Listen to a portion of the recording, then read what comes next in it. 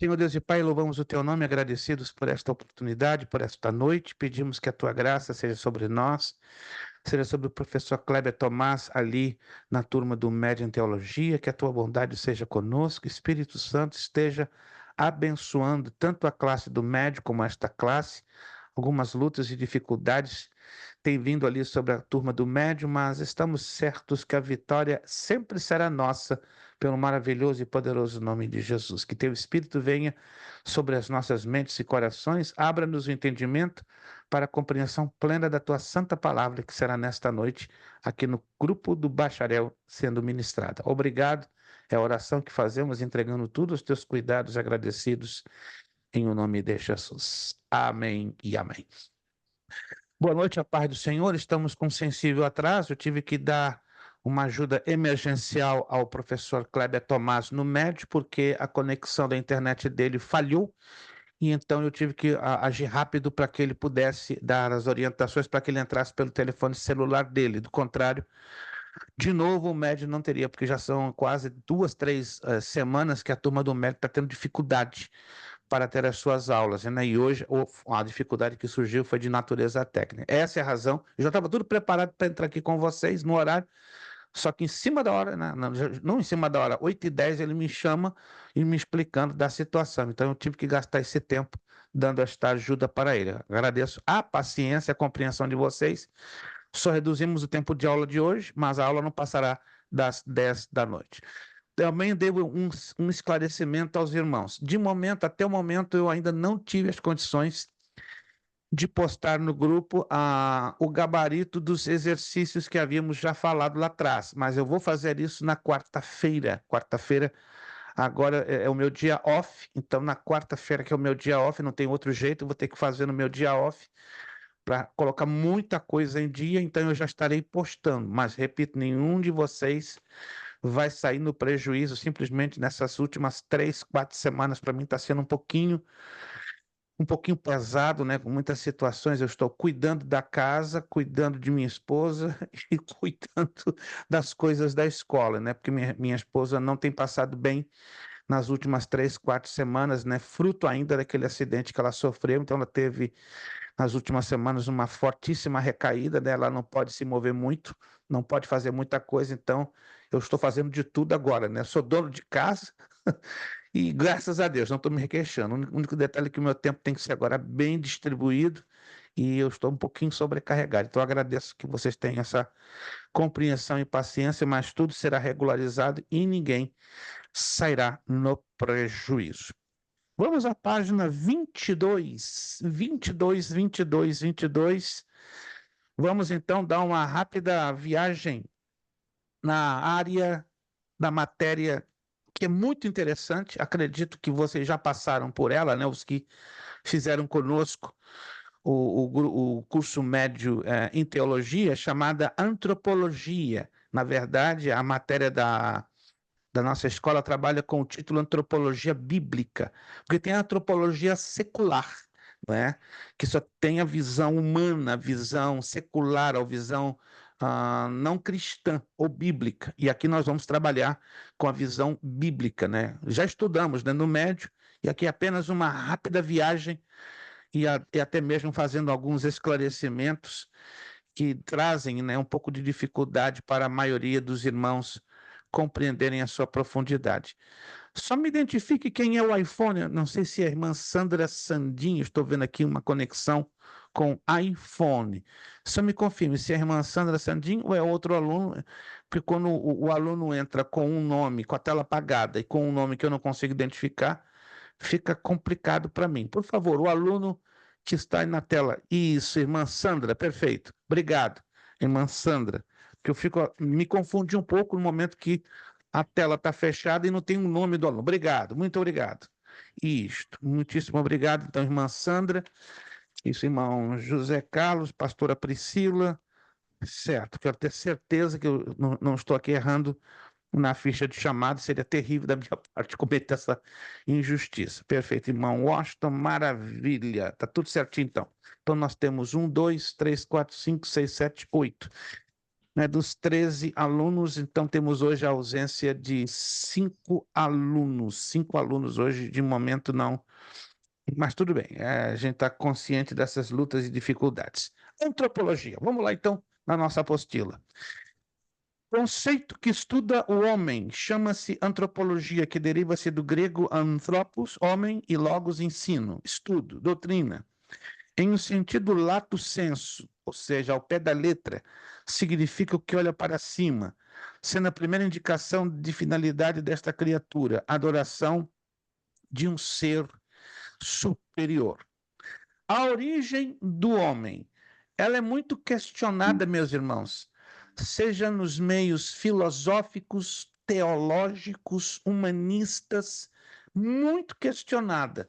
Dentro das universidades, ultimamente, está renascendo, não sei se vocês estão sabendo disso, né? Sobretudo aqui nos Estados Unidos e na Europa, a ideia do criacionismo, ou seja, depois de tantos anos a teoria da evolução, batendo pesado na cabeça de milhões de universitários, nos últimos 5 anos, não é mais tempo do que isso que eu tenho informação. O criacionismo está entrando nas escolas e nas universidades com uma força brutal. Só para você ter uma ideia, existem 11 universidades no estado do Texas e no estado do Mississippi que já ensinam o criacionismo. O que é isso? Que Deus criou Adão e Eva. Isso aí é fantástico, porque até então tem havido uma resistência pesada sobre esta ideia, ou seja, a ideia que tem prevalecido é a ideia do evolucionismo, a ideia baseada na origem das espécies, né? Uma obra escrita por um cientista e naturalista inglês do século XIX, chamado Charles Darwin. Alguém já ouviu falar de Charles Darwin? Charles Darwin, isto. Esta teoria dominou muito tempo as cátedras das universidades europeias, até mesmo da América Latina, daqui dos Estados Unidos, deixando bem claro que o homem é fruto de um produto evolutivo, ou seja, descendente direto do macaco.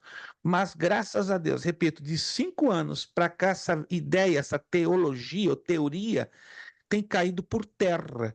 E o Não se sustenta, né, criacionismo pastor? tem ganho um espaço muito grande, você não pode imaginar, muito grande. Eu recentemente estive em Boston num encontro, assim, que eu fui convidado como, digamos assim, de última hora, de penetra, pela Sociedade de Cientistas. Não sei se vocês sabem, na área de Boston, Massachusetts, existe a Sociedade de Cientistas e Físicos de Massachusetts, ligadas ao MIT, né, que é um instituto tecnológico, um dos mais respeitados dos Estados Unidos, e me convidaram praticamente assim, de 4 dias antes, para que eu pudesse participar, não como preletor, mas como assistente de um fórum sobre evolução e criacionismo. Eu não ia perder essa por nada. Eu tive que, como desesperado, né? Eu tive aí num fim de semana, sexta, sábado e domingo, valeu a pena. Assim, foram dois pastores hispanos que já me conheciam há um tempo e até conseguiram um espaço para que eu pudesse testificar da palavra de Deus, coisa fantástica, eu glorifiquei a Deus por esta oportunidade. Aconteceu no mês passado, eu não fiz nenhum tipo de divulgação, porque foi uma coisa assim de última hora, mas eu posso dizer a vocês que Deus foi glorificado. Eu tive 2 oportunidades, falei em 2 momentos diferentes, né? Me deram 30 e 40 minutos. Eu não era o preletor, mas eu tive a oportunidade de falar da poderosa palavra de Deus e falar sobre o criacionismo. E o que mais me surpreendeu, mais de 260 pessoas, né? Praticamente 60 a 70% do auditório eram criacionistas. Havia poucos evolucionistas. E eu falei, uau! Eu falei, que surpresa. Foi basicamente um público de americanos, né? Hispanos falantes também, né? Não vi nenhum brasileiro, o único brasileiro judeu ali era eu mesmo, mas fui muito gratificado, né? Consegui um rico material em inglês sobre evolução e criacionismo. Eu posso afirmar a vocês que, graças a Deus, o criacionismo está ganhando um espaço maravilhoso dentro das entidades de ensino privadas e agora públicas de todos os Estados Unidos, né? Estarmos em oração e pedir com que Deus continue levantando homens e mulheres para que possam estar proclamando a bandeira do criacionismo. Mas vamos lá. Segundo a nossa apostila, o homem é um ser que se distingue de todos os outros seres criados. A maneira como foi planejado e formado, segundo a imagem e semelhança do Criador, revela como é amado e considerado especial por Deus. As Escrituras oferecem um duplo relato da criação do homem. Preste atenção que isso aqui é muito interessante e pouca gente tem percebido esta diferença ou esta, vamos dizer, apresentação. Gênesis 1, 26, 27 e outro em Gênesis 2, 7, 21, 23. Provavelmente você já leu muitas vezes este relato, mas infelizmente eu quero acreditar que nem todos, espero que você seja um deles, tenha prestado atenção nos detalhes. Se você não prestou atenção, eu quero levar você a prestar atenção nos detalhes desses dois relatos da criação do homem. Vamos lá em Gênesis 1, 26 e 27.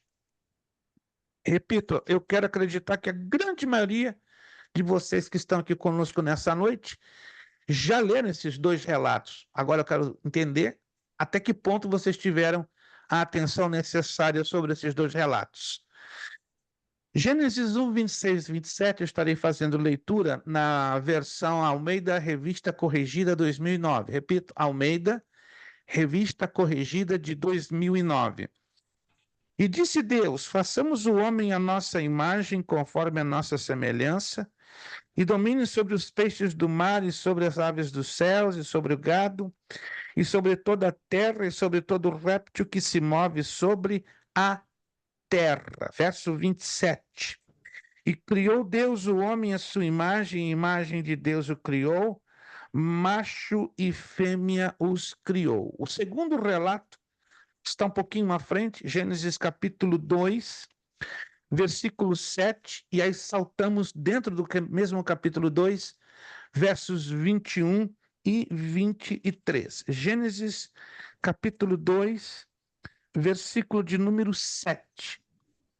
E formou o Senhor Deus o homem do pó da terra, e soprou em suas narizes o fôlego da vida.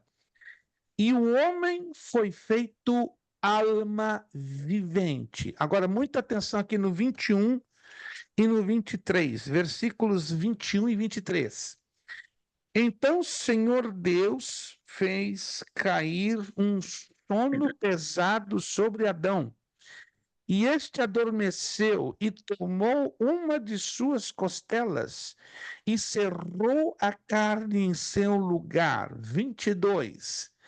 E da costela que o Senhor Deus tomou do homem, formou uma mulher e trouxe-a a Adão. E disse Adão: esta é agora osso dos meus ossos e carne da minha carne.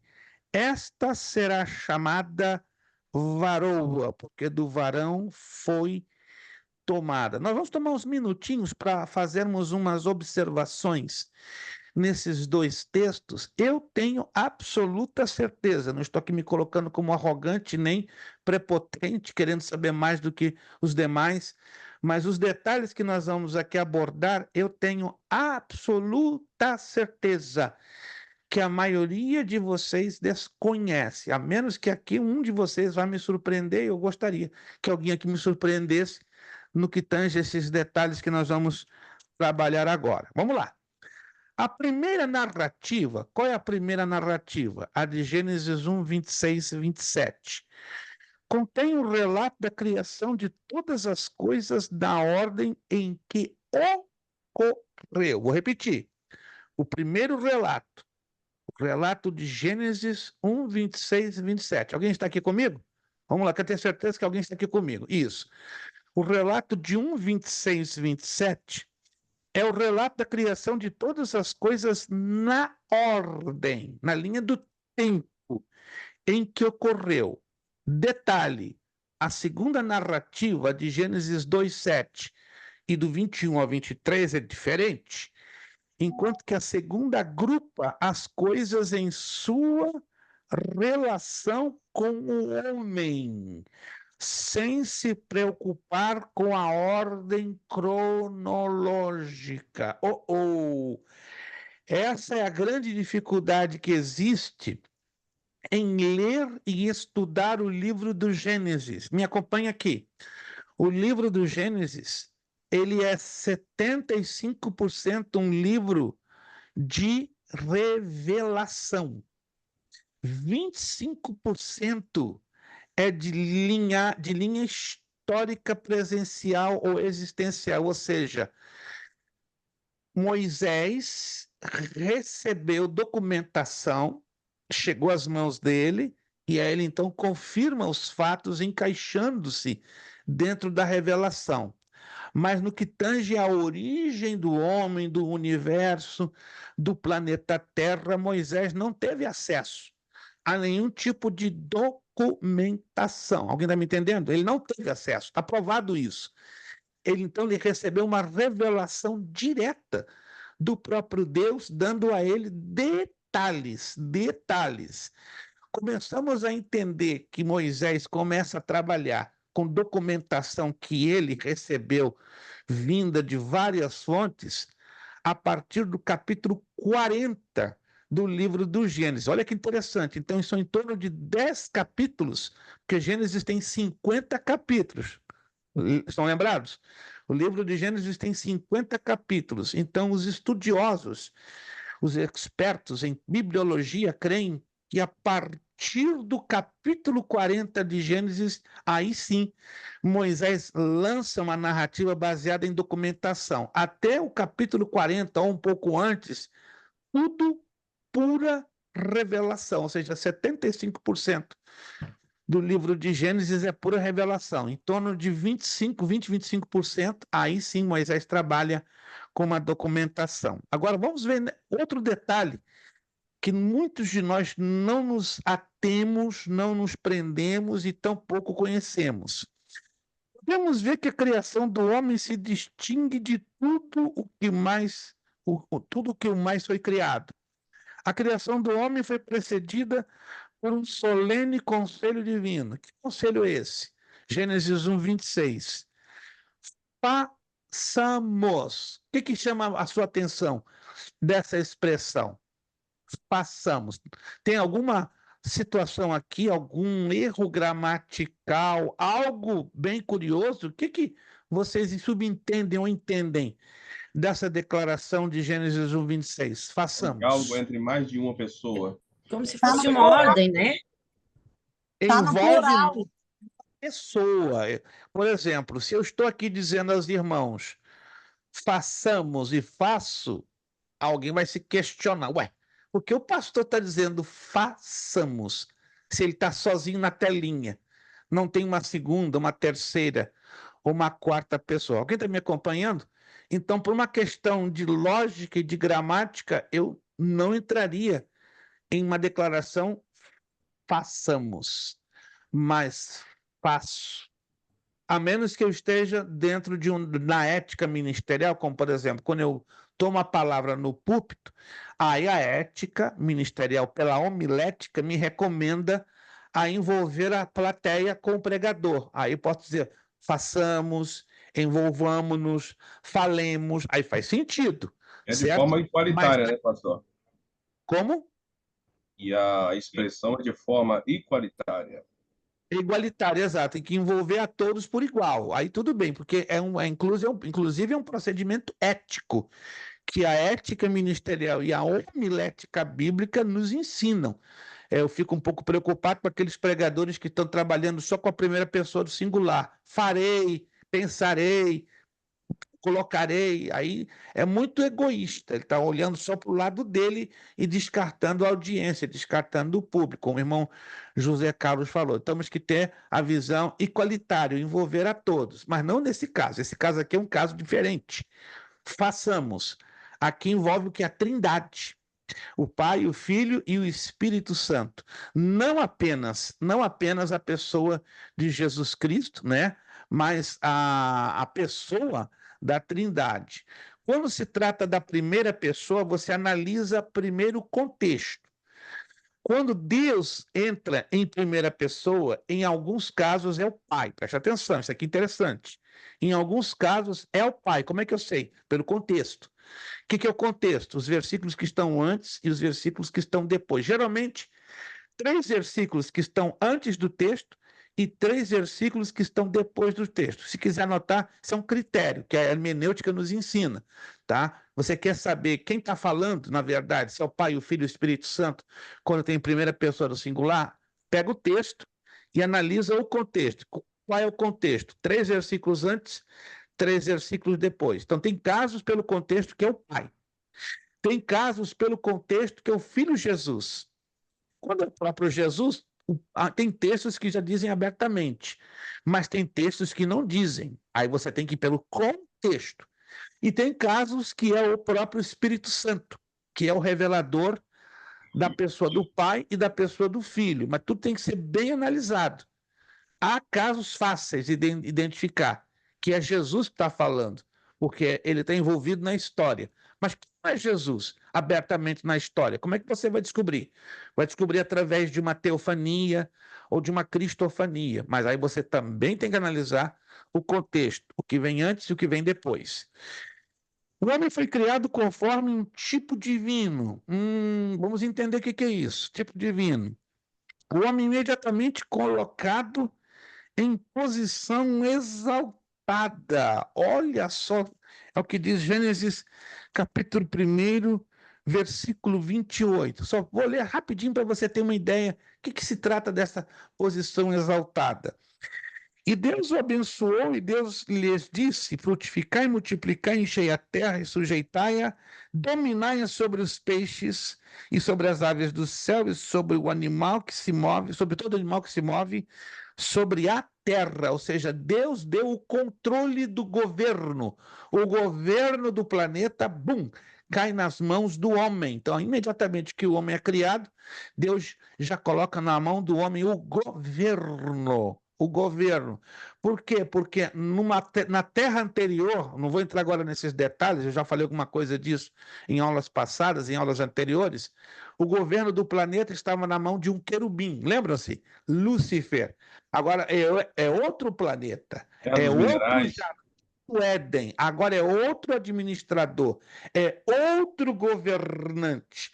Ainda que o primeiro governante do primeiro jardim e da primeira terra vai aparecer no cenário para usurpar o seu governo. Essa é a razão que aparece a serpente no cenário, porque a serpente não se conforma em ter perdido a sua posição de governo. Então aparece ela de novo ali no Éden para reivindicar aquilo que ela julgava ser seu, mas ela perdeu esse direito no momento que ela foi expulsa tanto da presença do próprio Deus e ela perdeu o seu trono aqui na terra, acabou.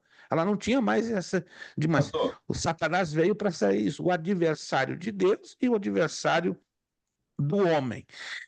Outro pastor, aspecto é que o homem foi criado com 2 elementos: o corpo e a alma. Agora, guarde bem isso aqui, ó. Dentro da alma está embutido o espírito. Ai, ai, ai, ai, ai. Existe uma corrente da teologia que eles advogam a dicotomia. Vamos falar um pouquinho sobre isso hoje, né? Se somos dicotômicos ou tricotômicos. Biblicamente, há muito maior amparo, há muito maior respaldo e apoio à tricotomia, ou seja, o homem dividido em 3 partes diferentes do que a dicotomia. Não se espante, você vai encontrar professores, pastores, teólogos que são adeptos duros, ferrenhos, não abrem mão da dicotomia, ou seja, creem só no corpo e na alma, mas não creem, estranho isso, no espírito. Então, aonde está o espírito nessa história? Vamos de novo a Gênesis 2:7. Aí você vai entender isso aqui agora. Se não entendeu até agora, Eu espero que eu não esteja falando a nenhum aluno dicotômico. De repente, eu estou aqui falando para alguém aqui que é adepto à dicotomia, não estou sabendo. Tem alguém aqui Eu sei dicotômico? das duas linhas. Eu sou adepto das Eu duas. já, pela hermenêutica, eu tenho dificuldade de abraçar as duas. Pela hermenêutica, não por causa de um ponto de vista meu pessoal. É porque eu leio os originais.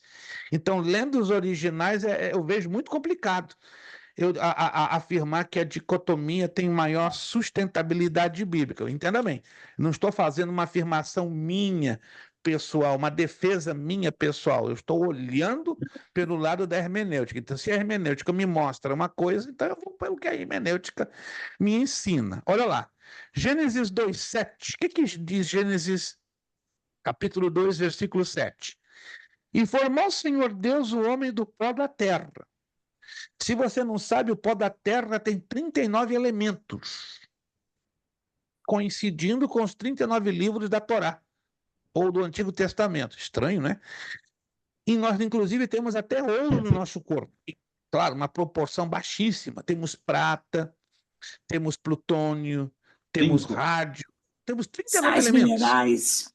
Ferro. Sais minerais em abundância, entende? Uma quantidade louca de proteínas, de cálcio. A lista é grande, mas são 39.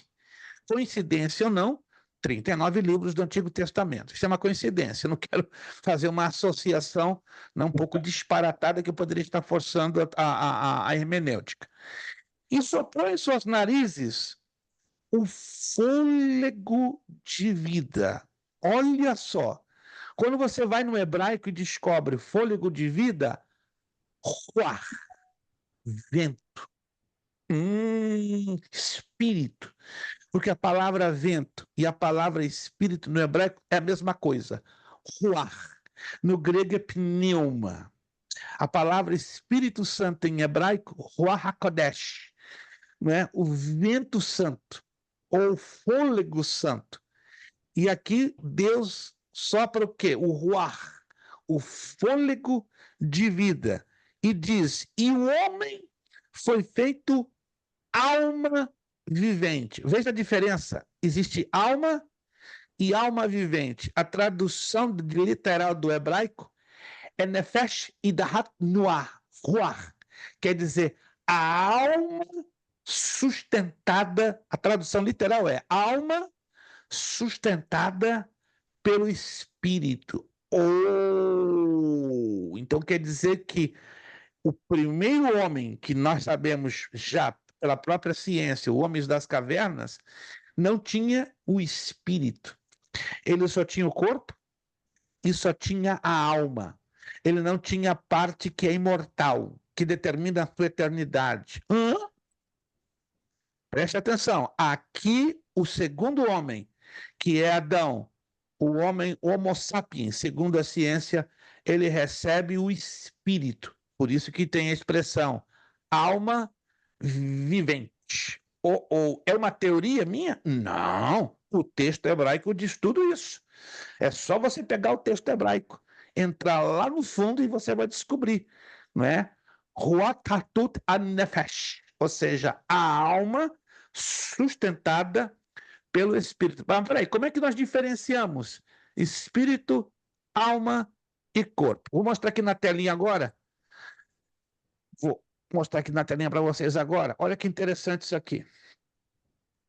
Pastor, Vou compartilhar isso com vocês, com certeza, né? Sim, diga, por favor. esse primeiro homem que foi criado aí, diferente do segundo homem, ele viveu na época da primeira terra dos minerais?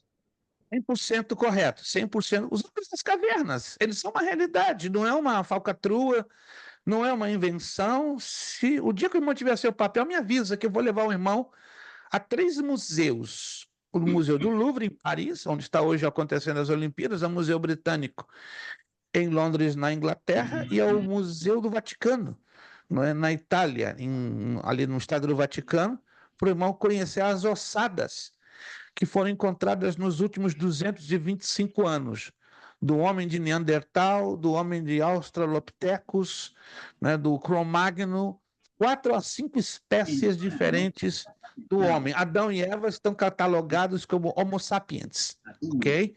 Então, esses homens definitivamente existiram, como os dinossauros, os iguanodontes, não é? Os pterodátilos, que eram aves gigantescas, tudo aquilo que o Jurassic Park, né, que Hollywood traduz, né, numa apresentação cinematográfica fantástica, aquilo ali foi uma realidade. E dominava o primeiro mundo, o mundo mineral, aonde o Lúcifer, né, o Satanás, era o seu primeiro administrador. Detalhe, este primeiro homem não tinha espírito. A alma e o corpo, sim.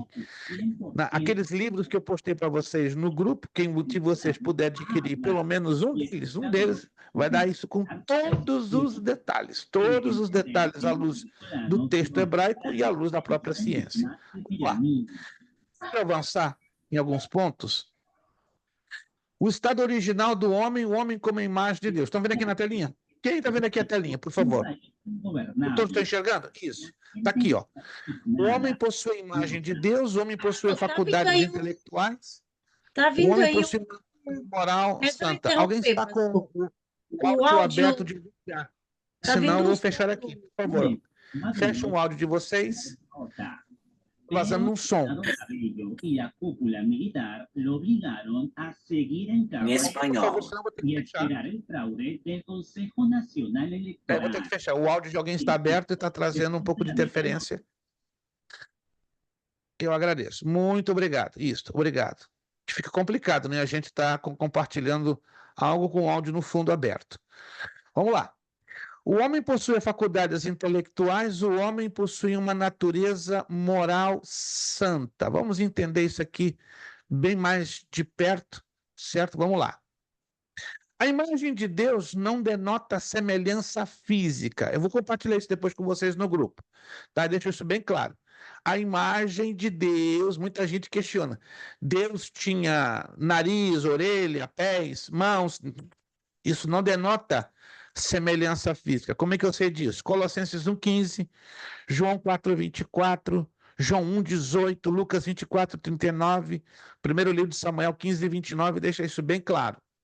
De conformidade com os ensinamentos dessas passagens, Deus não é homem, pelo contrário, é espírito, e como tal não possui partes ou substância, mas é invisível. Então, essa imagem de Deus significa semelhança intelectual e moral.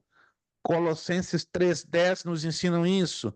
Efésios 4:23, 24, de igual maneira. O homem tem faculdades intelectuais. Gênesis 1:28, Gênesis 2:19 e 20.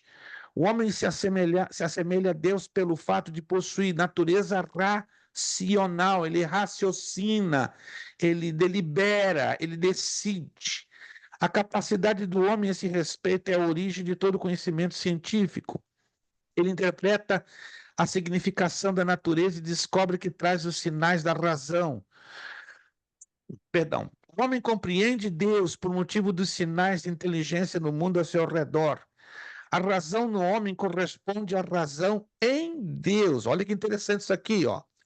Natureza moral santa, Eclesiastes 7:29, Gênesis 2:15, 17, Romanos 5:12, 14.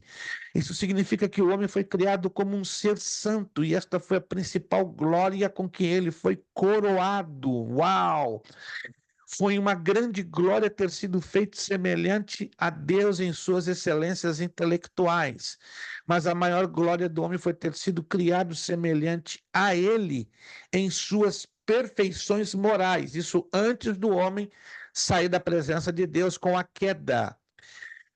Essa expressão é chamada no latim de imago Dei, a imagem de Deus, ok? Imago, imagem, Dei, Deus, em latim. A imagem de Deus, o imago Dei, foi distorcida, mas não eliminada. Gênesis 9:6, quem derramar o sangue do homem, pelo homem seu sangue será derramado, porque Deus fez o homem conforme a sua imagem. Primeira carta aos Coríntios 11:7, o homem, pois, não deve cobrir a cabeça, porque é a imagem e a glória de Deus, mas a mulher é a glória do homem. Tiago 3:9, com ela bendizemos a Deus e Pai, com ela amaldiçoamos os homens, feitos à semelhança de Deus. Deus aí falando, aliás, o escritor a carta a Tiago, né, o apóstolo Tiago, falando sobre a língua. Semelhanças do homem em relação a Deus. Aqui resumimos, ó. O homem e Deus têm a seguinte semelhança: moralidade, espiritualidade, sociabilidade, racionalidade. Tudo isso ligado o quê? Com a capacidade de relacionamento. Anote isso aí, eu vou postar no grupo mais tarde, tá? Esses slides para vocês terem anotado. Isso é importantíssimo. Dimensões do Imago Dei. Estou abrindo esse leque para vocês entenderem essa parte que ela é bem complexa. Moralidade e sociabilidade. Ligado à moralidade, ó, Deus deu a Adão e Eva uma ordem moral. Gênesis 2:17. Qual foi a ordem moral? Gênesis 2:17. Está lá, ó. Mas a árvore da ciência e do bem e do mal, dela não comerás, porque no dia que dela comeres, certamente morrerás. Essa é uma ordem moral. Adão e Eva possuíam um sentido de retidão moral. Gênesis 2:25. E ambos estavam nus, o homem e a sua mulher, e não se envergonhavam. A nudez era uma coisa completamente normal. Não havia vergonha, não havia aquele sentimento que hoje temos de pudor. Por que existe o pudor? Porque sabemos que devemos nos cobrir, sabemos que o nosso corpo desnudo desperta a sensualidade, traz a excitabilidade, né? Levanta os níveis de libido, e aí dá um problema daqueles que vocês já sabem que dá. Então, entre Adão e Eva, antes da queda, não tinha esse probleminha. Adão e Eva reconheceram-se culpados logo após a sua transgressão. Está lá em Gênesis capítulo Pastor, 3. Sim, senhor. uma pergunta. Adão e Eva, quando eles estavam no paraíso, eles tinham relações sexuais? Sem dúvida nenhuma. Não tem nenhuma gota de dúvida com respeito a isso, porque Deus deu o sexo para o primeiro homem, para a primeira mulher, para que pudessem desfrutarem de terem digamos, um desfrute de uma intimidade física, moral e espiritual. Essa é a razão que as seitas, heresias, as falsas religiões, sobretudo ligadas com o satanismo, usam muito o sexo para fazer o quê? Ataduras, ligaduras, prisões espirituais. Queiramos admitir esse fato ou não, o sexo tem uma capacidade impressionante de ligar dois seres humanos no plano moral e no plano espiritual, não somente como muitos pensam, no plano físico, né? Por isso que a Bíblia é claro, né? O homem e a mulher, quando se unem, se tornam uma só carne.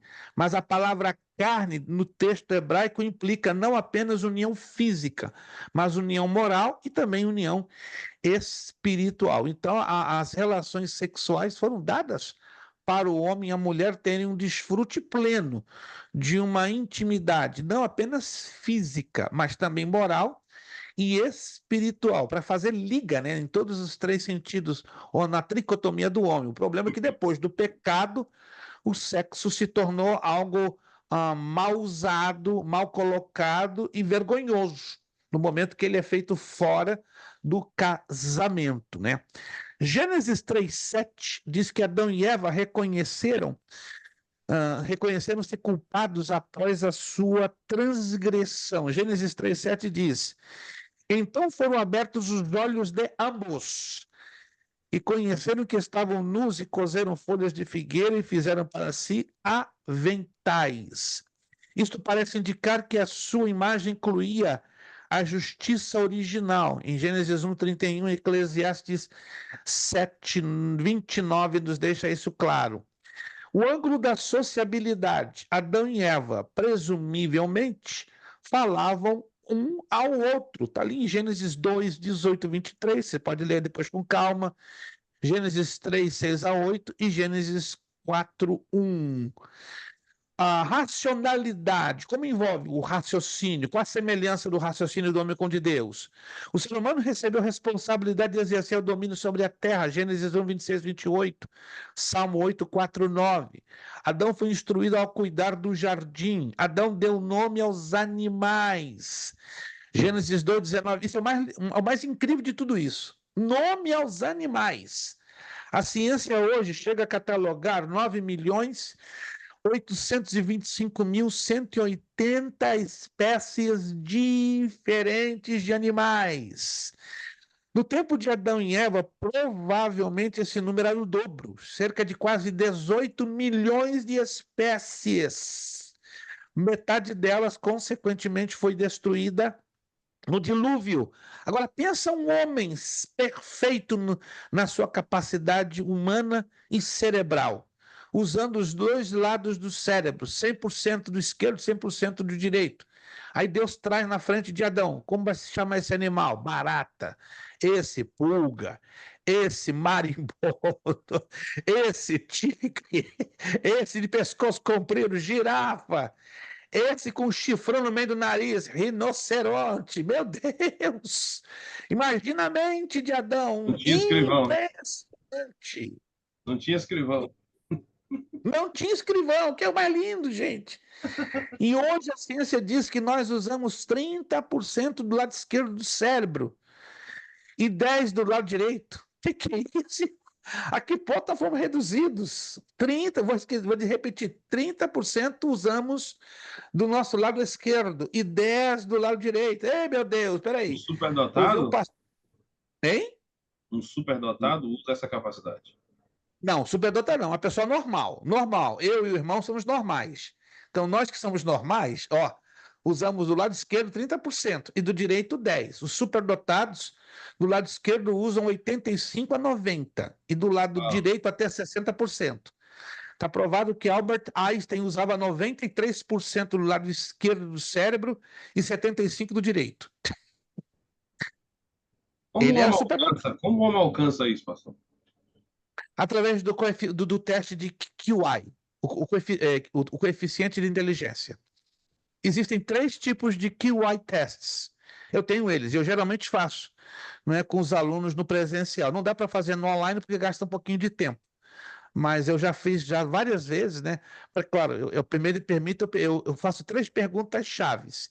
Se o aluno me responde sim, dá positivo, então eu prossigo, para não constranger a ninguém, né? Porque entra em certos pontos da personalidade, do caráter e da intimidade intelectual de cada pessoa, né?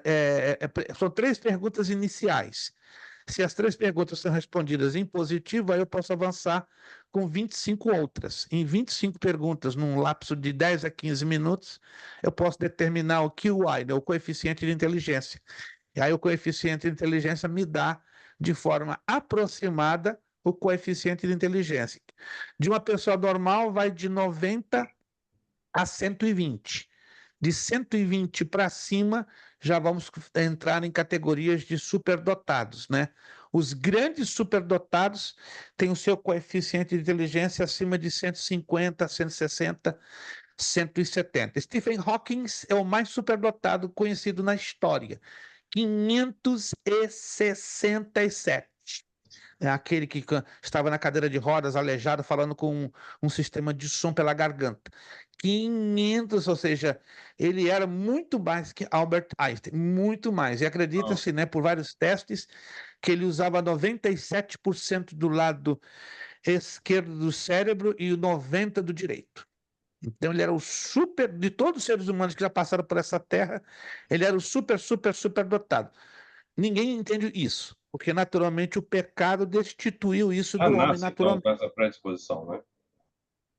Ele nasceu com essa predisposição. Entendemos que foi uma bênção de Deus na vida desse homem. Eu conheci ele pessoalmente. Foi meu professor de física quântica em Oxford por 4 anos. Conversava muito com ele. Era uma coisa que impressionava.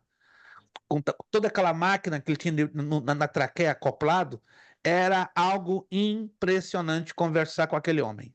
Você ficava assustado. Não era uma pessoa normal. Eu dizia, o senhor é um milagre.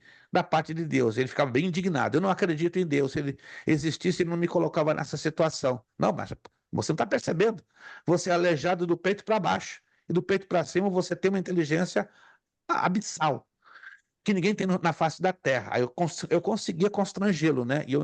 E tive a oportunidade de falar muito de Jesus para ele, né? Como muita gente já evangelizou aquele homem, né? Então vai ser uma surpresa encontrá-lo lá salvo na eternidade, naquele maravilhoso dia, né? Espero que sim, porque evangelizado ele foi por muita gente. Billy Graham o evangelizou, o arcebispo de Canterbury, na Inglaterra, o evangelizou, nós o evangelizamos, e tantos, e tantos, e tantos. Mas Deus nunca deixa ninguém para o inferno de graça, entendeu? Quem vai para o inferno vai por conta própria, por escolha própria, porque todos recebem a oportunidade de serem evangelizados. Vamos lá.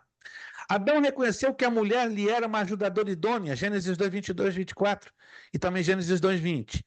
Ligado à espiritualidade, Adão tinha comunhão com Deus, Gênesis 3, 8. E Adão e Eva temeram a Deus após o pecado. Olha só o sentido de espiritualidade, de consciência.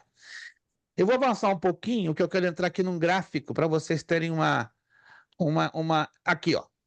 Natureza do homem, as teorias explicativas, tricotomia, concepção de que o homem é constituído de 3 partes, corpo, alma e espírito. Dicotomia, a ideia que o homem é composto de 2 partes, corpo e alma ou corpo e espírito. E monismo, se nunca alguém já ouviu falar disso, está ouvindo agora, é a concepção de que o homem é composto de um único elemento, de que o seu corpo é a própria pessoa. Não se espante.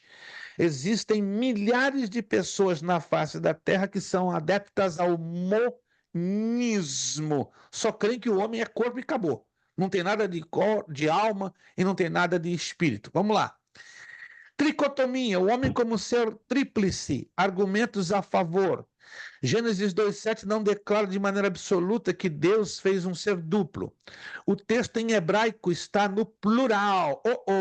Temos que levar em consideração isso aqui, ó. Então formou o Senhor Deus ao homem do pó da terra, ele soprou nas narinas o fôlego de vida. No plural, no hebraico está vidas. E o homem passou a ser alma vivente. Argumentos contra. Sempre tem os contras, né? Não se diz que o homem se tornou homem espírito. Além disso, alma vivente é a mesma expressão aplicada a animais e traduzida como ser vivente. Dá uma contradição, porque se você ler Gênesis 1, 21 e 24, você vai ver essa mesma expressão, ser vivente. Mas uma coisa é ser vivente e outra coisa é alma vivente. Essa é uma modificação ou a variante de versões por causa da tradução em português que gera essa dificuldade. Diferente quando você lê em inglês, diferente quando você lê diretamente no hebraico. Paulo parece pensar em corpo, alma e espírito como 3 partes distintas da natureza do ser humano. 1 Tessalonicenses 5:23. O mesmo parece ser indicado em Hebreus 4:12, texto que diz que a palavra penetra até o ponto de dividir a alma, espírito, juntas e medulas. Mas tem aqueles que vão com um argumento contrário. Ó. Paulo está dando ênfase a toda pessoa e não tentando distinguir as suas partes. Hebreus 4:12. Não fala de separação entre alma e espírito, mas da própria separação que se estende até aquele ponto. A palavra penetra até a divisão da própria alma e do próprio espírito. A alma e o espírito são expostos. Olha só. Aí vão, de novo, os argumentos a favor da tricotomia. Uma tríplice organização da natureza humana pode estar implícita na classificação do ser humano como natural e carnal e espiritual. Nos ensina a primeira carta aos Coríntios 2,14, 3,1,4. Mas tem os contra. Indica-se que o corpo e a alma constituem a pessoa inteira. Mateus 10, 28. 1 de Coríntios 5,3 e João, 3 de João, versículo 2. Mas isso se você considerar o versículo sozinho, isolado. Mas se você ler pelo contexto, a interpretação é completamente diferente. Em Lucas 8,55, lemos a respeito da menina que Jesus ressuscitou, que voltou-lhe o quê? O Espírito. Aí a palavra grega é pneuma. Quando Cristo morreu, disse-se que ele entregou o Espírito, Mateus 27,50. O corpo sem Espírito é morto, nos ensina Tiago 2,27. Pneuma, a palavra grega pneuma, refere-se a um princípio vital distinto da alma. Aí vem os argumentos contra. Pneuma, espírito e psique, alma, são usados um pelo outro em todo o Novo Testamento. Ambos representam um só princípio vital.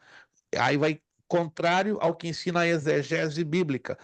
Pneuma é uma palavra, psirre é outra palavra que tem contextos diferenciados. Aqui, gente, essa, biblicamente, é o homem como um ser tricotômico. Olhe com atenção aqui, ó. O corpo é o círculo externo. A palavra grega é soma.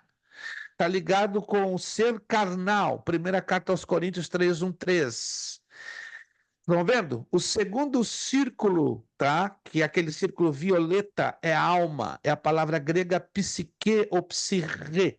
Daí a palavra psiquiatra, psicologia, psiquiatria. Está ligada ao homem natural. Primeira carta aos Coríntios, capítulo 2, versículo 14. Quais são as divisões da alma? Imaginações, mente, sentimentos, emoções. As justificações entre a vontade e os arrependimentos, consciência. Então ali onde você está vendo esse círculo violeta, está vendo o círculo violeta? É o ponto da separação do corpo e da alma. O círculo laranja, estão observando com atenção? É a parte do homem chamado pneuma, no grego, espírito, é o homem espiritual, 1 de Coríntios 2:13. É no espírito, preste atenção que interessante, que está o discernimento, a esperança, a adoração, a oração e a fé. O Espírito Santo, estão vendo lá um círculo laranja pequeno, lá no interior, é o círculo mais interno que tem, ele habita ali, dentro do nosso espírito. E olha só, o Espírito Santo, ele faz a conexão da nossa memória. Naturalmente, quando nós nos enchemos da palavra de Deus, ele faz a conexão com a nossa memória que vai tocar aonde? Lá no nosso homem carnal. Se você olhar o círculo externo, está mais externo, os 5 sentidos, visão, olfato, audição, tato, paladar. A visão é entrada por meio de ver, o olfato é entrada por meio do cheirar, a audição é entrada por meio do ouvir, o tato é entrada por meio do tocar e o paladar é entrada por meio do alimentar. Então eu fico com a exegese, a hermenêutica bíblica que me ensina que somos tricotômicos. Ok, respeitamos. E eu não estou aqui defendendo uma bandeira, né? Não, deixo bem claro, eu não estou aqui na posição de defender uma bandeira pessoal. Eu estou aqui para expor uma bandeira hermenêutica e uma bandeira exegética. Então, a interpretação bíblica que fala mais alto pela hermenêutica e pela exegese. Então, se a gente lança a mão das ferramentas da hermenêutica e da exegese, chegamos a esta conclusão quase que automaticamente, que nós somos ser tricotômicos. Agora, quando eu não lanço mão da ferramenta da hermenêutica e da exegese, é natural que vamos ter adeptos à dicotomia ou à tricotomia ao mesmo tempo. Mas eu não tenho como ser um adepto à dicotomia, posto que a hermenêutica e a exegese bíblica me apresentam com todas as ferramentas, letras e palavras que somos definitivamente tricotômicos. Vou virar de novo, ó. Aqui interessante. Baseado em 1 de Tessalonicenses 5:23 e Hebreus 4:12. Olha lá, espírito, de novo, alma e corpo. Espírito pneuma, é a palavra grega. Alma, psique, psirre. Depois o corpo, soma, daí vem somático, né? Doenças psicossomáticas. O espírito fala do homem espiritual, 1 de Coríntios 2:13. A alma fala do homem natural, 1 de Coríntios 2:14. E o corpo, soma, fala do homem carnal, 1 de Coríntios 3:1-3. No espírito estão aonde? Eu já falei, discernimento, esperança, adoração e fé. O homem espiritual, que no grego é pneumáticos, é o homem regenerado, experimentado ou espiritualmente maduro. Já a alma, o que reside na nossa alma? Imaginação, sentimento, vontade, consciência, razão. O homem natural, do grego psíquicos, que pode ser um indivíduo em estado natural, sem o Espírito de Deus. O homem ainda não regenerado. E o homem carnal, o corpo, estão os 5 sentidos, já falei: visão, audição, olfato, tato, paladar. O homem carnal, no grego sarkinos, é aquele que ainda não é maduro espiritualmente, falando, que vive apenas pelos sentidos do corpo. Então, irmãos, eu fico com o que a hermenêutica e a exegese me ensinam. Definitivamente somos tricotômicos. Se você quiser ainda abraçar a bandeira ao mesmo tempo da dicotomia, é uma questão muito sua, muito pessoal, mas eu não estou aqui para expor questões minhas pessoais, senão estou aqui para mostrar pela ferramenta da hermenêutica e da exegese bíblica. Vamos voltar então para a apostila? Eu vou estar postando esses gráficos para os irmãos, tá? Então vocês vão ter acesso sem nenhum problema. Vamos lá então. O homem como imagem e semelhança de Deus. Vamos então conhecer os atributos dessa imagem, dessa semelhança, né? Os atributos na área da moral, racional, espiritual e imortal. Vamos lá entender isso aqui. Moral. Deus criou o homem com justiça original e verdadeiro conhecimento, justiça e santidade. Gênesis 1:31 e Eclesiastes 7:29. Vamos ler esse texto de Eclesiastes 7:29, eu não li. Valeria a pena lermos Eclesiastes, capítulo 7, versículo 29. Muito interessante. Talvez alguns de vocês já leram esse texto, outros não. Eclesiastes, capítulo 7. Eclesiastes é um livro difícil. Você pensa que é um livro fácil? Né? Muita gente, né? Eu ouço muita gente. É facinho no mundo. Facinho no mundo? É um livro de uma complexidade, de uma profundidade, de uma teologia que não passa na sua mente. Eu levei 11 anos estudando só o livro de Eclesiastes, de tão profundo que ele é. Tá? Mas eu não vou entrar aqui em alguns detalhes que poucos entendem e até compreendem ou conhecem sobre este livro bastante enigmático. Mas o que diz Eclesiastes 7:29? Vede isto, tão somente achei, que Deus fez o homem reto. Estão percebendo aqui o texto? E Deus fez o homem reto. Mas ele buscou muitas invenções. No hebraico, a tradução mais correta é: ele buscou outras saídas, outras alternativas, outras escusas. E não foi exatamente isso? O homem foi criado em estado reto, em estado de perfeição, na plena dependência para com Deus. Mas no que ele se afasta da presença de Deus, ele perde essa retidão, ele perde a perfeição, ele perde o norte. Então, nós hoje, infelizmente, não podemos dizer eu sou reto, podemos dizer que eu me esforço, nós nos esforçamos para sermos retos, mas a retidão não é uma característica nossa, minha, humanamente falando. Mas em Cristo Jesus a gente está aí batalhando como um desesperado para termos uma fraçãozinha de retidão. Racional. Não são apenas os atributos morais que fazem do homem imagem e semelhança de Deus, também devem ser considerados as faculdades intelectuais, os sentimentos e liberdade. Mesmo depois da queda, escutem, isso aqui é interessante, o homem continuou sendo chamado imagem e semelhança de Deus. O homem não perdeu essa imagem foi distorcida, ela está distorcida. Espiritual. Deus é espírito, João 4:24. Portanto, é natural que a espiritualidade do homem expresse a imagem de Deus, porque é dentro do espírito nosso que reside o Espírito Santo de Deus. O espírito dentro do nosso ser é o que dá o sustento da vida e é o portal para a eternidade e para a imortalidade. Falando em imortalidade, imortal. A Bíblia diz que só Deus tem a imortalidade. Então, o homem, antes de Adão e Eva, não tinha a capacidade de se tornar imortal. Mas é evidente que Deus concedeu essa capacidade ao homem que, após ser criado, nunca mais deixa de existir, vivendo para sempre em algum lugar após a morte. Peraí. Então estamos aprendendo algo aqui interessante. O primeiro homem, o homem das cavernas, ele não tinha o espírito, ele tinha só o corpo e a alma. Então, no que ele morria, acabou, era como os animais. Terminou.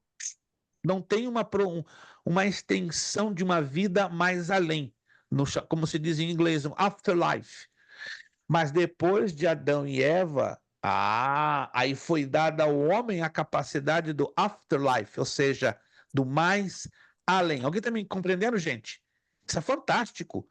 O homem não tinha acesso à imortalidade. Agora, deixa bem claro. Imortalidade não é eternidade. Há uma diferença. Se você nunca percebeu isso, ou se nunca anotou, anote que vale a pena. A imortalidade, quem tem e quem dá é Deus. E a imortalidade só é dada para seres criados.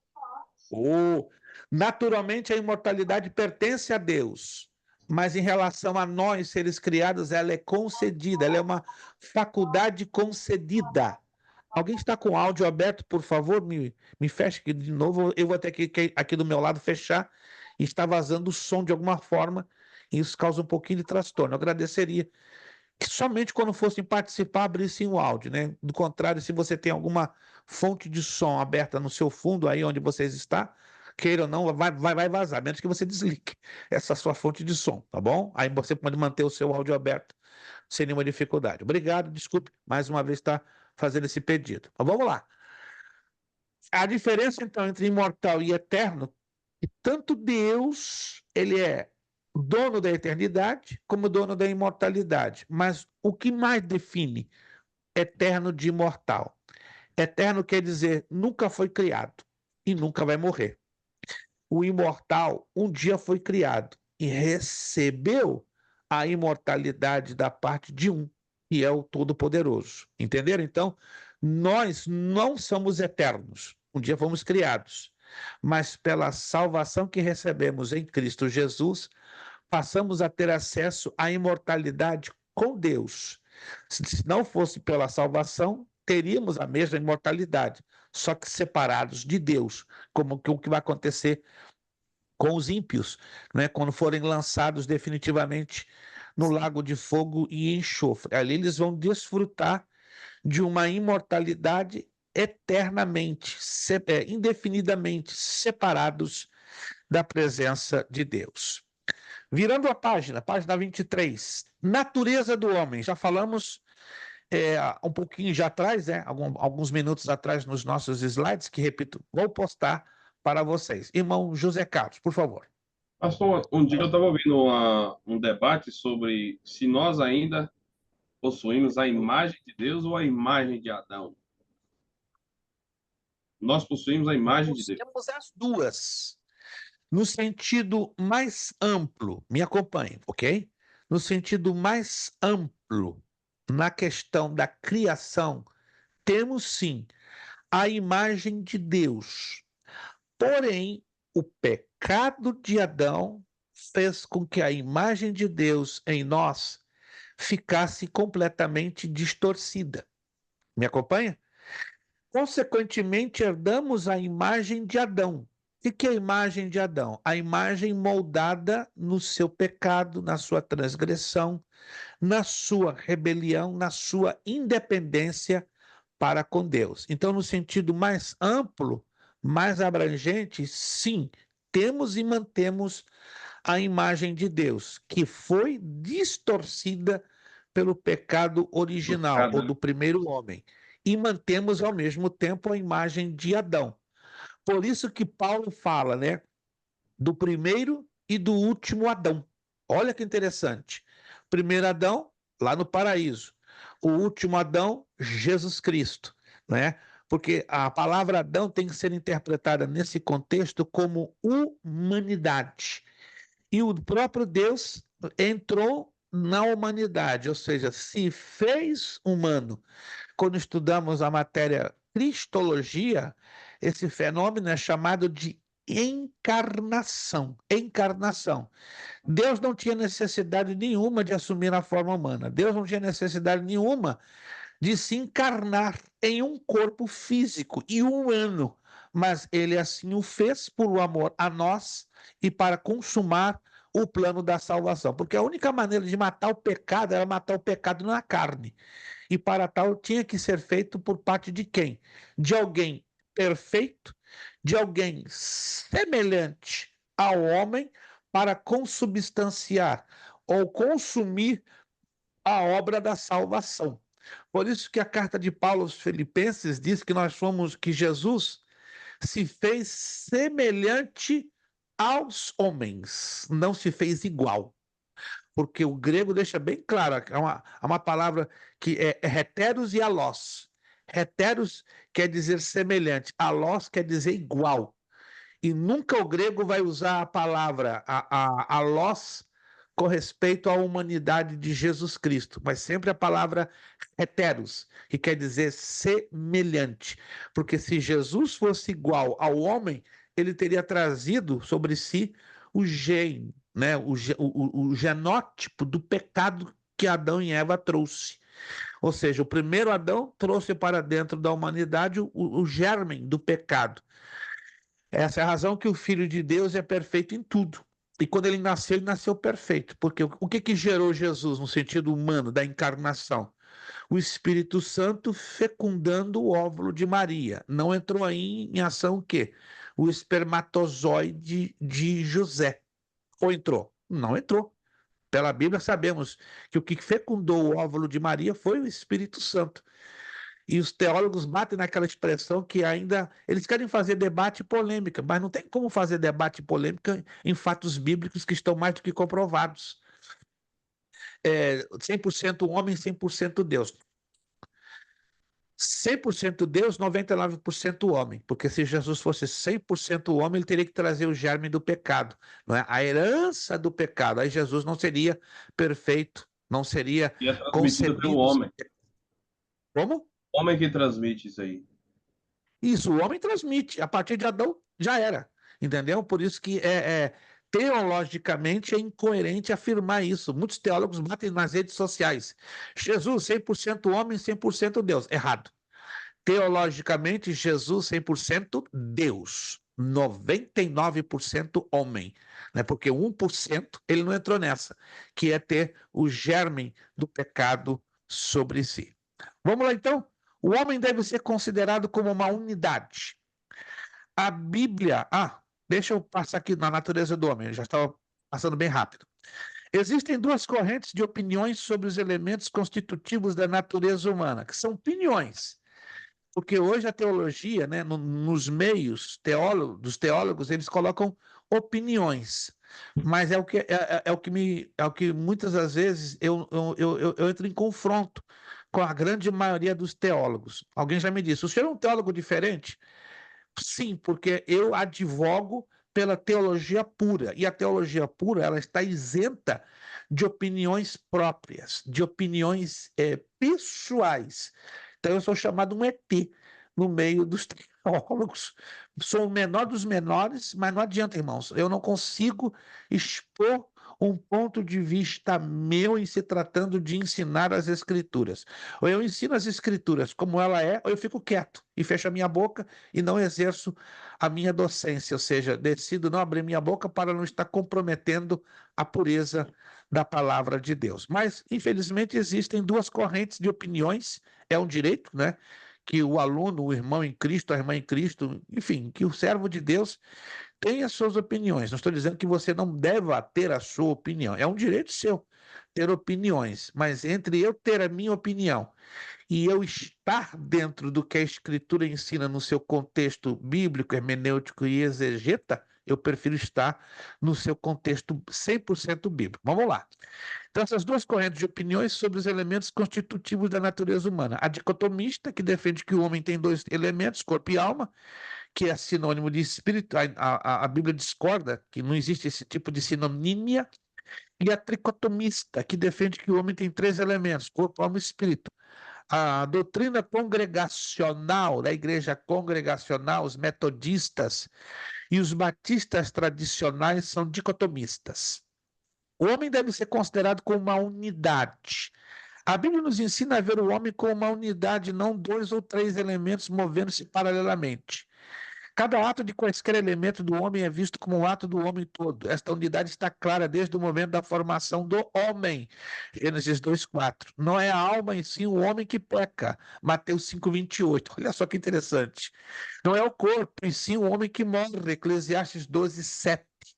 Não é o espírito, e sim o homem todo que adora a Deus. Romanos 10:9. Então nós temos que considerar, pela Bíblia, o homem como uma unidade. Alguns pastores não consideram isto e dá uma confusão na cabeça dos seus congregados quando expõem estas verdades bíblicas, que são simples, mas elas têm que ser bem claras e específicas. Deus formou o corpo de tal forma que, pelo sopro do seu espírito, o homem se tornou imediatamente alma vivente. Foi um ato único e não foi um processo mecânico continuado. Jó 33:4. Vamos lá em Jó 33:4. Interessante, né? Jó recebeu muita revelação sobre alguns aspectos da criação. Jó foi um privilegiado. Depois de Moisés, Jó foi um grande privilegiado. Jó 33:4. O Espírito de Deus me fez, e a inspiração do Todo-Poderoso me deu vida. No hebraico original, e o sopro do Todo-Poderoso me deu vida. Olha, interessante, o sopro, isso que está exatamente escrito no hebraico, no ipsilíteres, né? Ou seja, ruach. Ruach El Shaddai, né? O sopro do Todo-Poderoso é o que nos mostra Jó 33:4. Almeida coloca inspiração e fica um pouco vago para você entender o que se trata dessa inspiração. O homem é composto por um elemento material e um espiritual. Qual seria? Apesar de ser uma unidade, a distinção dos elementos do homem é clara na Bíblia. A parte material é chamada de corpo, carne, pó, barro, ossos, entranhas, rins, etc. Isso você já leu vários textos da Bíblia, Provérbios, Salmos, Jó, Eclesiastes, fala disso. A parte espiritual é chamada de espírito, alma, coração. Cuidado, há momentos que a Bíblia usa a expressão coração, mas aí não é a parte física do órgão do corpo humano que bombeia sangue para todo o nosso corpo. Está se referindo à parte espiritual, como também mente, etc. Isso a gente encontra em Jó 4:19, 27:3, 32:8, Eclesiastes 12:7, Mateus 26:41, Marcos 12:30, 2 Coríntios 4:7. Sugiro vocês darem uma boa lida nesses textos aqui que são lindos, lindos demais. O tempo em aula não tem como a gente ler todos os textos. A Bíblia afirma com referência que o homem é composto por 2 partes apenas, chamadas por diversos nomes e não por 3 partes ou mais. Interessante isso aqui, ó. Temos que observar isso lá em Romanos 8:10. 1 de Coríntios 5:5, 7:34, 2 de Coríntios 7:1 e Colossenses 2:5. Há momentos que alma e espírito, há textos, não podemos generalizar, preste atenção. Há textos que alma e espírito são sinônimos na Bíblia, mas isso não é sempre. O contexto bíblico apresenta os termos alma e espírito como sinônimos. Estes termos são tradução dos hebraicos nefesh e ruach, e dos gregos psique e pneuma. Um cuidadoso estudo das Escrituras mostra claramente que ela emprega abundantemente essas palavras umas pelas outras. Ambos termos indicam o elemento espiritual do homem, apenas sob diferentes pontos de vista. Temos que ter o cuidado do contexto. Quando você descobre pelo contexto, fica fácil. Mas se você não detecta com clareza o contexto, pode dar problema. Ora é a alma, ora é o espírito que louva a Deus. Lucas 1:46, 47. Ora é a alma que se entristece. Mateus 26:38. Olha o Espírito, Salmo 143, 4. Ora, o homem é designado corpo e alma, Mateus 10, 28. Ora, corpo e espírito, Eclesiastes 12, 7. Ora, a morte é descrita como a entrega da alma, Gênesis 35, 18. Ora, como a entrega do espírito, Lucas 23, 46. Ora, os que estão no céu são tratados por almas, Apocalipse 6, 9. Ora, como espíritos, Hebreus 12, 23. Ora, os que estão no inferno são chamados de almas, Mateus 10, 28. Ora, de espíritos, 1 de Pedro 3, 19. Agora, o importante aqui, ó, eu creio que eu já falei, se eu não falei, falo de novo, ou volto a falar ou falo pela primeira vez. A Bíblia, ela tem 3 linhas de interpretação. Vou repetir, a Bíblia precisa e deve ser interpretada em cima de 3 linhas: interpretação simbólica, figurada e literal. Simbólica, figurada e literal. A interpretação simbólica é através de símbolos. A figurada de figuras de linguagem, como a metáfora, a metonímia, o pleonasmo, como nos ensina a hermenêutica bíblica. E a Bíblia também tem que ser encarada pela interpretação literal. Me permitam, nós temos 5 minutinhos para terminar a nossa aula, a gente não vai conseguir avançar muito para a próxima página, né? Que a próxima página a gente vai entrar com as possíveis referências à tricotomia, mas deixa eu dar um exemplo na Bíblia. É um dos melhores exemplos para você entender como eu posso diferir ou diferenciar a interpretação simbólica da figurada para a literal. Evangelho de João, capítulo 10. Na próxima aula, então, a gente continua na página 24, né? Possíveis referências à tricotomia, fechamos essa parte e já pulamos ou entramos na doutrina do pecado, a martiologia. Evangelho de João, capítulo 10, para a gente fechar essa noite. Para você usar como exemplo, ok? Para você situar aonde eu interpreto a Bíblia simbolicamente, figuradamente e literalmente. Evangelho de João, capítulo 10, versículo 9, 10 e 11. Todos estão abrindo comigo?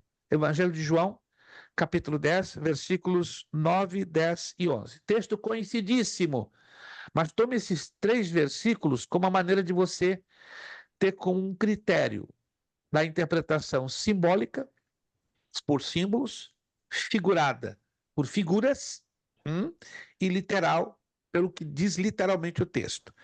João 10, 9. Eu sou a porta, se alguém entrar por mim, salvar-se-á e entrará, e sairá e achará pastagens. Versículo 10. O ladrão não vem senão a roubar, a matar e a destruir. Eu vim para que tenham vida e a tenham com abundância. Versículo 11. Eu sou bom pastor, o bom pastor dá a sua vida pelas suas ou pelas ovelhas. Vamos lá. Vamos ver quem de vocês consegue detectar aqui o tipo de interpretação. João 10, 9. Que tipo de interpretação aqui aplicaríamos? Simbólica, figurada ou literal? Vamos lá. Figurada. Simbólica, porta. Como figurada. Vamos lá. Irmã Maria Bandeirinha, Figurado. tem Eu uma acho ideia? também, porque é uma metáfora, né? Irmã Maria Bandeirinha, a senhora está hasteando a bandeira da vitória, está fazendo jus ao seu sobrenome, lhe dou 50, parabéns. A senhora não fica calada na hora errada, a senhora fica calada na hora certa. Oh, meu Deus, eu acho que mais uma pontuação eu vou ter livre da isenção. A senhora está com a carga de ponto muito boa. É uma metáfora, irmãos. Eu vou explicar a vocês o que é uma Eu não metáfora. vou responder nada. A metáfora seria algo assim, ó. Eu já fiz esse exemplo para outras turmas, eu não sei se eu fiz com vocês ainda, ó. Eu tenho essa caneta aqui na minha mão e eu tenho esse mouse. Minha pergunta: esses 2 objetos, eles são iguais, semelhantes ou totalmente diferentes entre si? Diferente entre si. Só o irmão José Carlos que está vendo diferença. Vou fazer a pergunta de novo.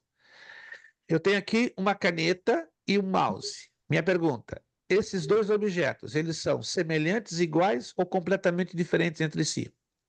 Diferentes. Completamente diferentes. Um mouse é um mouse. Uma caneta é uma caneta. Mas eu pergunto, existe algo comum, algo que eu possa encontrar, algum tipo de semelhança funcional entre esta caneta e este mouse? Vamos pensar um pouquinho. Ou passar 5 minutinhos só na aula, mas nada mais. Para você entender a diferença de símbolo, figura e literal. São diferentes, correto? Já sabemos. Mas existe algum tipo de semelhança entre os dois? Funcional? Sim ou não? Ambos Vamos pensar. servem para apontar?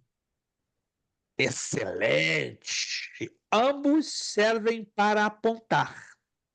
Eu posso apontar assim, eu posso apontar escrevendo, como aqui eu posso apontar manejando o cursor na tela do meu aparelho, do meu computador, do meu tablet. Então, isso é uma metáfora. O que é uma metáfora? Duas coisas completamente diferentes, mas tendo uma mesma função comum, ou funções semelhantes em comum. O versículo 9: eu sou a porta. Jesus é porta, literalmente falando? Não. Não. Não.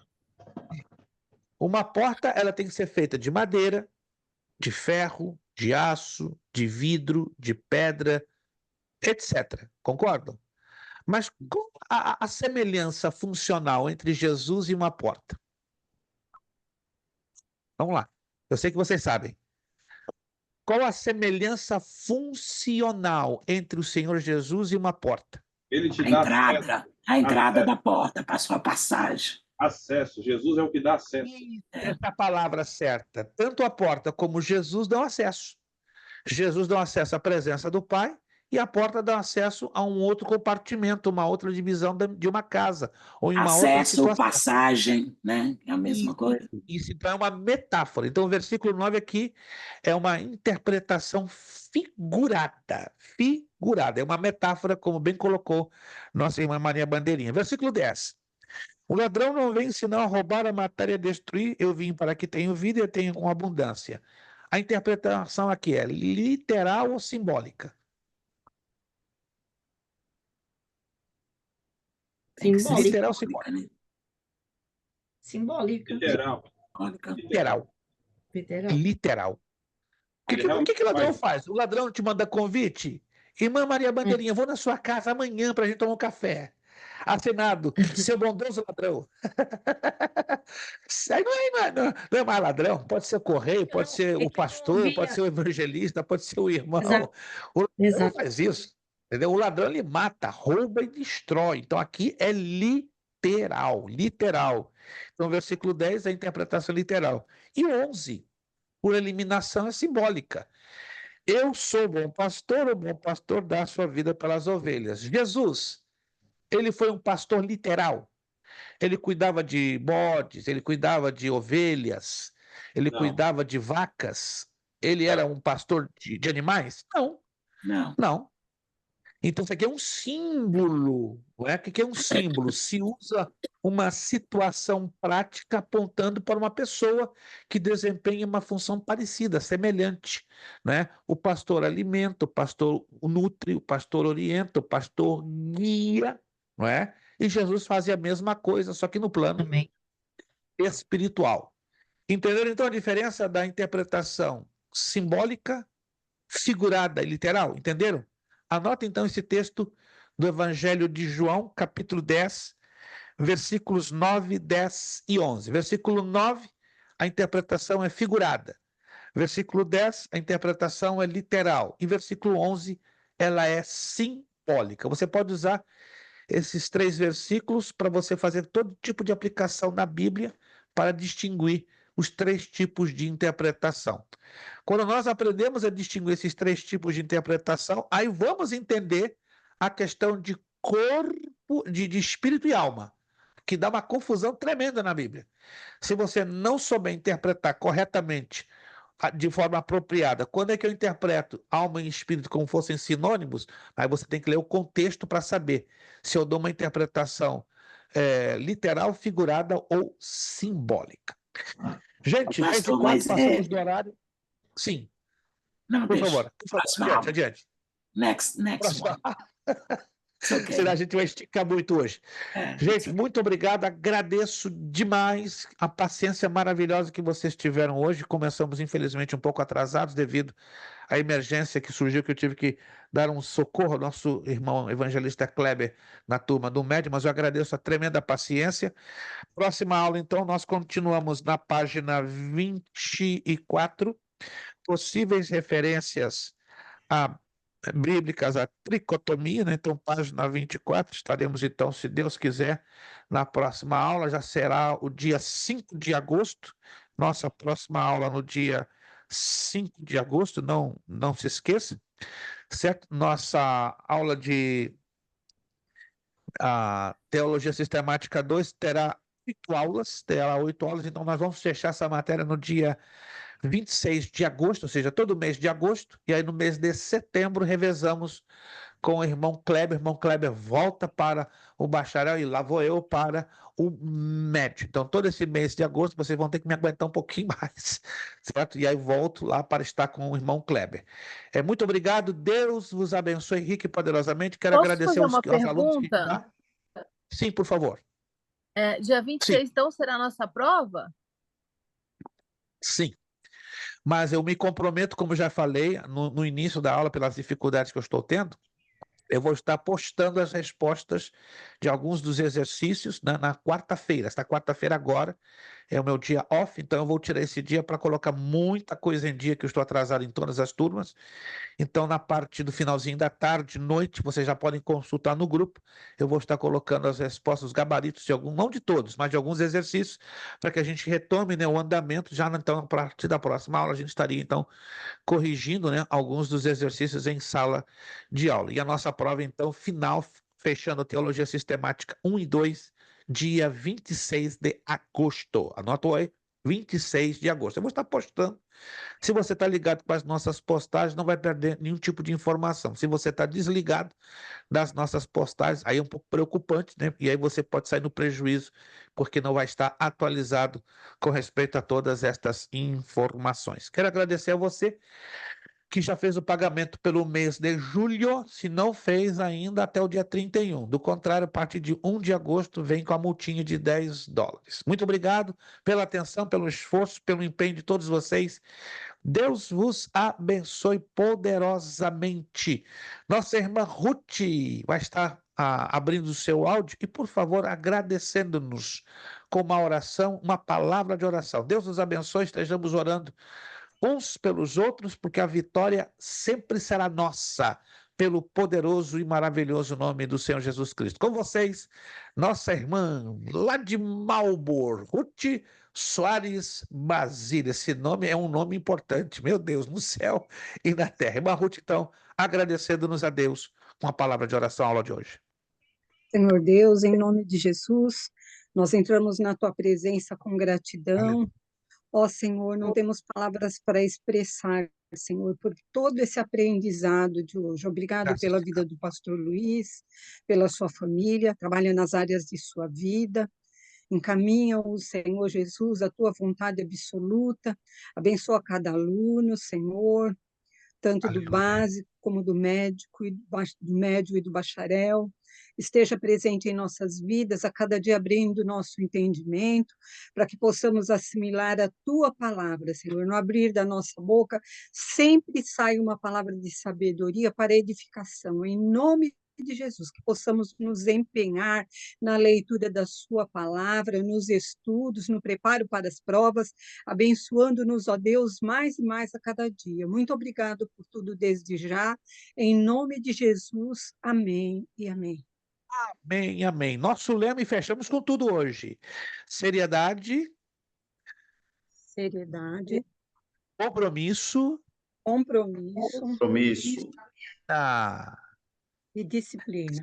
seriedade, Seriedade, disciplina. compromisso, Seriedade, compromisso e seriedade, disciplina. É compromisso, necessário que ele cresça e que eu o quê? Diminua. É necessário que ele cresça e que eu e eu diminuo. diminua. É necessário que ele cresça e que eu diminua. E a Deus damos o quê? A honra, a glória e o Glória e o poder. poder para Muito obrigado. Deus os abençoe. Um ótimo final de segunda-feira, uma semana abençoada. Vejo vocês na próxima segunda-feira, 5 de agosto. Irmã Maria Bandeirinha, espero a sua resposta até quarta-feira à tardezinha, né, para a gente então acertar os demais detalhes. Muito obrigado a todos. A paz do Senhor. Bom descanso a todos. Muito obrigado. Amém.